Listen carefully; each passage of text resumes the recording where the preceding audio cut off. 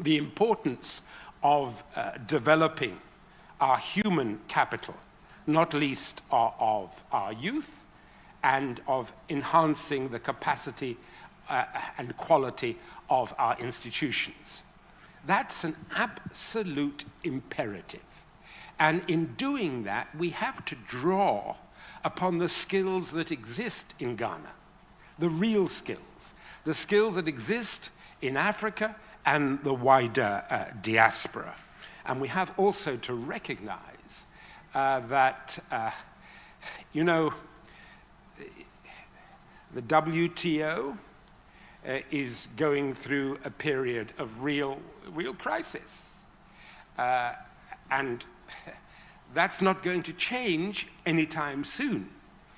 But that doesn't mean that we shouldn't be building in Africa on our own potential to develop our own initiative around the Africa Free Trade Area. It's absolutely central. Rather than wringing our hands about international and global trade, we need to look at continental trade and what we can do in order to bring down the barriers to trade within Africa and to improve intra-African trade. And for me, that means going beyond rhetoric to reality.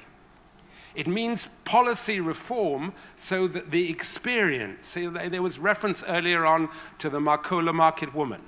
I judge the success of the intra-African free trade area on what is the experience of that woman who is carrying produce on her head, who is carrying produce on her back, who is in the vehicle bringing her goods to market from one country to the other. What is her experience when she crosses a border? What's her experience when she crosses the border between Ghana and Togo, between Ghana and Abidjan? How is she treated? Is she harassed? Is she subject to corruption?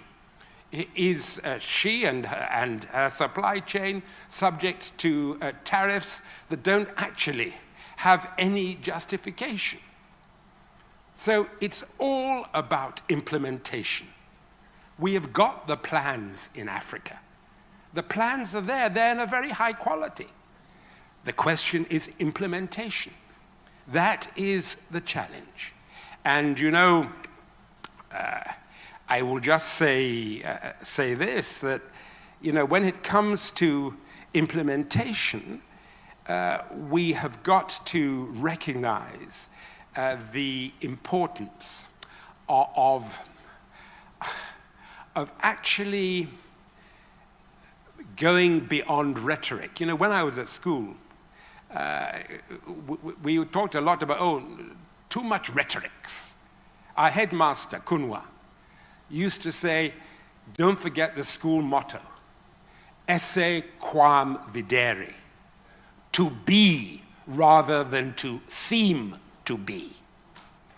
We've actually got to live our solutions. It means that the private sector, and I salute KPMG for the work they're doing in that, the private sector and the public sector have to be able to work effectively together. We have to tackle these issues of procurement. We've got to remove the obstacles to doing business. We've got to unlock the natural enterprise that exists within our people. And the role of government, whether in the UK or in Ghana, the role of government is to be an enabler. Government can't do everything. What government can do is to create an enabling environment. So I wish the government of Ghana, I wish my government in the UK well as they wrestle with the challenges of these times. But you know, the answer ultimately lies not in governments. The answer lies in people, lies in you all, lies in your businesses, your sense of enterprise, your sense too of collective responsibility for nation building.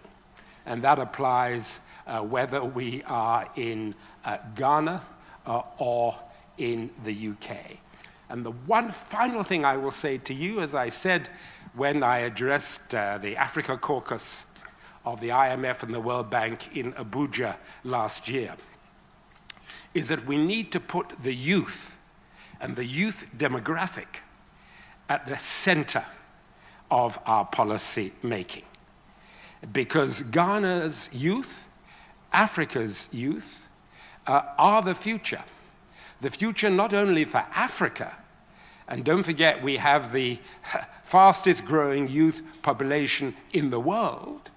We're the youngest continent as well as the oldest continent. The oldest continent geologically, the youngest continent in terms of demographic. We have to put them at the heart of our policy making. And that means making sure that we don't just build their capacity, but that we provide them with employment, and we encourage and support their own efforts for employment going forward. And that older men and women are prepared to make way for younger men and women, and to join with them across the generations in delivering on the dream that our foremothers and our forefathers had for this continent. And that means opening ourselves up to the possibilities of AI. It means recognizing the importance of blockchain technology. I do hope that features in the course of your deliberations today, because that's the future. And sometimes we as older men and women wrestle with that. But believe you me, AI and blockchain are going to change our world. And Africa has to be at the heart and at the forefront of that. So I wish you well. I thank you for all you are doing. And there was a phrase that I learnt when I was British High Commissioner to South Africa. I learnt it from the Zulu and the Xhosa people. And it's a simple word, but it means everything. And that word is vikuzenzele. Vikuzenzele. If there are any South Africans in the room, they will recognize that word. But you know what it means? It means this: get up, get out there, and just do it. Get up, get out there, and just do it. Vikuzenzele. Thank you very much.